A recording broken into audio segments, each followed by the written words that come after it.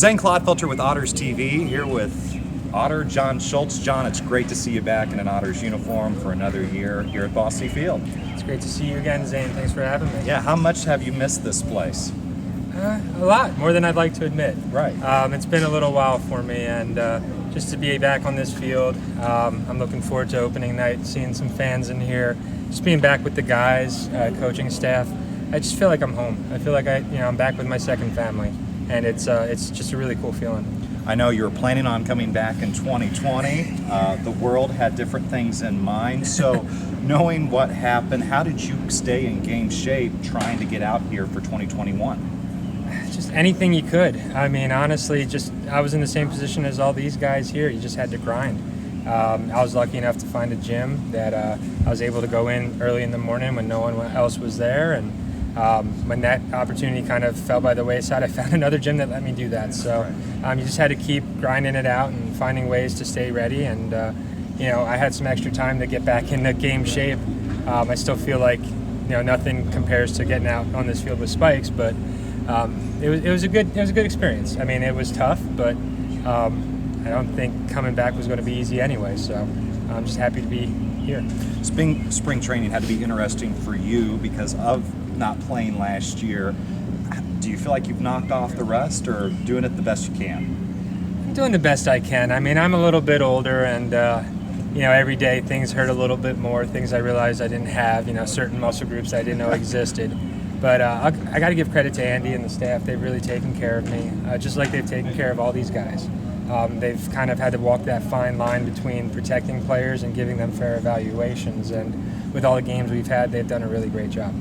Right, you're one of the older players on the roster. There's a lot of new faces we've never seen before here at the ballpark. Have you tried to kind of tell them the Evansville Otter way, or are you trying to let them find that on their own? It's kind of a little bit of both. It's been 3 years since I've been here as well, so you don't know how much things have changed. And the first couple days, I've just really been feeling things out, relying on some of the guys that have been here in the past few years, guys like Vale, to just really see what the pulse of the team is. But I think that these guys get it. I think that they have some feel to them. I think they have some experience with them. And, I tell all the guys, questions get answers. So if you have a question, if you need to know something about on the field, off the field, just let me know. We'll get an answer for you. And guys have been great. Chemistry seems really good. Guys know they have jobs to do, but we're getting along, and we're ready to go.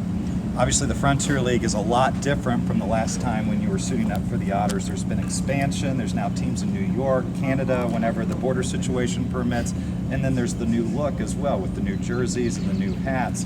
All of the change, but one thing remains constant. Do you like all the changes that you're seeing here within the league and in the team? Oh, absolutely. I mean, I'm a big believer, if you're not growing, you're dying. Right. And the league itself has grown exponentially, adding the Can-Am teams, which I got an opportunity to be there for about a month in 2018. I got to see most of the stadiums, okay. But we did very well with attaining those teams. Some good competition, some quality coaches, some quality fields. So I'm looking forward to that challenge and seeing those guys again. The new uniforms are great. The new lights are great. Air conditioning in the locker rooms is great. We're making some adjustments to the locker room as we speak, so stay tuned for that. I'm sure that will come up at some point. But that's a tease. That's a tease on Otters TV. A little preview. I got to find a hammer and a nail first. But okay. Once we get that done, we should have some content for you. But other than that, I'm really happy to be back. I think the place looks great. I think everyone's ready to go, and we're ready to see some fans out here. Final thing, spring training was different as opposed to past spring trainings here where there were a lot of exhibition games and not a lot of workouts. Typically in the past there's been a lot of workouts and then you ease into the exhibition games. Did you like the way spring training was set up this year, knowing that you had a long layoff last year? Yeah, I think it was out of necessity.